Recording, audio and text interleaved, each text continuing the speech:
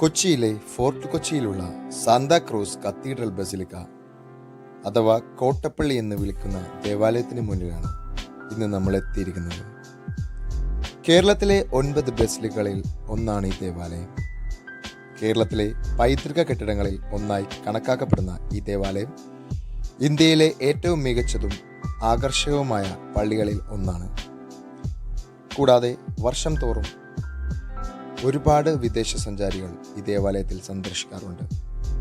വാസ്തുവിദ്യയും കലാപരവുമായ മഹത്വവും ഗോതിക് ശൈലിയുടെ നിറങ്ങളും കൊണ്ട് സമ്പന്നമായ ഈ ദേവാലയം ഭക്തിയുടെ ചരിത്രപരമായ പ്രാധാന്യത്തിൻ്റെയും കേന്ദ്രമായി നിലകൊള്ളുന്നു.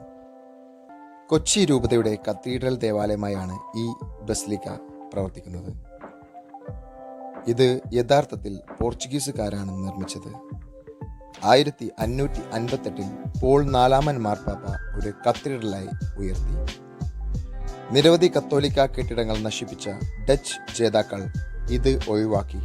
പിന്നീട് ബ്രിട്ടീഷുകാർ ഈ കെട്ടിടം പൊളിക്കുകയും ജോവോ ഗോമസ് ഫെറേറെ 1887 ഒരു പുതിയ കെട്ടിടം കമ്മീഷൻ ചെയ്യുകയും ചെയ്തു.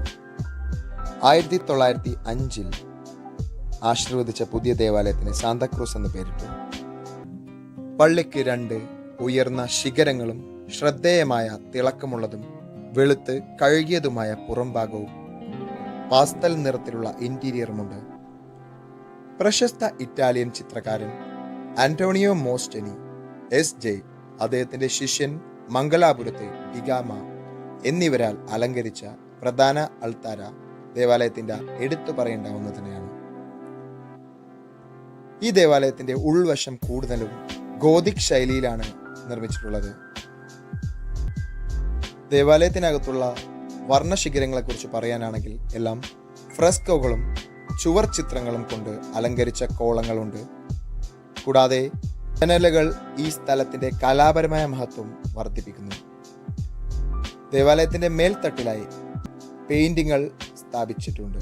മേൽത്തട്ട് അലങ്കരിക്കുന്ന പെയിന്റുകൾ ക്രിസ്തുവിന്റെ കുരിശിന്റെ വഴിയിലെ രംഗങ്ങൾ ചിത്രീകരിക്കുന്നതാകുന്നു.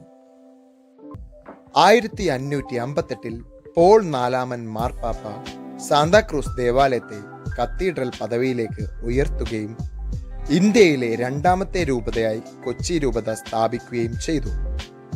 പിന്നീട് 1663 ഡച്ചുകാർ കൊച്ചി കീഴടക്കിയപ്പോൾ അവർ കത്തോലിക്ക കെട്ടിടങ്ങളെല്ലാം നശിപ്പിച്ചു. സെന്റ് ഫ്രാൻസിസ് പള്ളിയും സാന്താക്രൂസ് കത്തീഡ്രലും മാത്രമാണ് ഈ വിധിയിൽ നിന്ന് രക്ഷപ്പെട്ടത്. ഡച്ചുകാർ കത്തീഡ്രലിനെ തങ്ങളുടെ ആയുധ സംഭരണശാലയാക്കി. പിന്നീട് 1795 കൊച്ചി പിടിച്ചെടുത്തപ്പോൾ ബ്രിട്ടീഷുകാരുടെ കൈകളിലേക്ക് ഇത് വീണു. നശിപ്പിക്കപ്പെട്ട കത്തീഡ്രലിന്റെ അലങ്കാര ഗ്രാനൈറ്റ് തൂണുകളിലൊന്ന് ഇന്നത്തെ ബസിലിക്ക പരിസരത്തിന്റെ തെക്ക് കിഴക്കേ മൂലയിൽ ഒരു സ്മാരകമായി സൂക്ഷിച്ചിരിക്കുന്നു. ഏകദേശം 100 വർഷങ്ങൾക്ക് ശേഷം കൊച്ചിയിലെത്തിയ bishop de Joao Gomes Ferreira ഇന്നത്തെ കത്തീഡ്രൽ സ്ഥാപിക്കാൻ മുൻകൈയെടുത്ത് നിർമ്മാണം ആരംഭിച്ചു. പക്ഷേ അത് അടുത്ത bishop de Mateus de Oliveira Xavier ആണ് പൂർത്തിയാക്കിയത്. 1905 നവംബർ 19 ദമാവോയിലെ ബിഷപ്പ് ഡോം സെബാസ്റ്റ്യോ ജോസ് പെരേരയാണ് കത്തീഡ്രലിന്റെ കൂദാശ ചെയ്തത്. ദേവാലയത്തിന്റെ വലതുഭാഗത്ത് സ്ഥാപിച്ചിട്ടുള്ള പ്രസംഗ പേടകം വാസ്കോഡ ഗാമ പോർച്ചുഗീസിൽ നിന്ന് കൊണ്ടുവന്നിട്ടുള്ളതാണ്.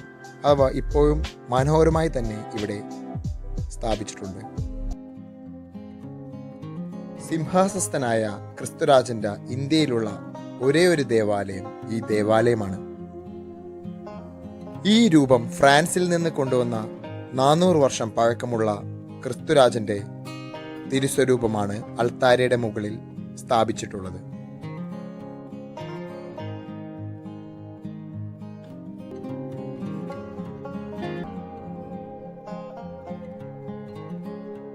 ഈ ദേവാലയത്തിന്റെ പൗരാണികതയും കലാപരമായ മൂല്യവും മഹത്വവും ചരിത്രപരമായ പ്രാധാന്യവും കണക്കിലെടുത്ത് വിശുദ്ധ ജോൺ പോൾ 2 മാർപ്പാപ്പ 1984 ഡിസംബർ 19 കോൺസ്റ്റാറ്റ് സാനെ ടെംപ്ലം സാങ്ക്ടെ ക്രൂസിയുടെ ഉത്തരവിലൂടെ സാന്താക്രൂസ് കത്തീഡ്രലിനെ ബസിലിക്കയുടെ പദവിയിലേക്ക് ഉയർത്തി.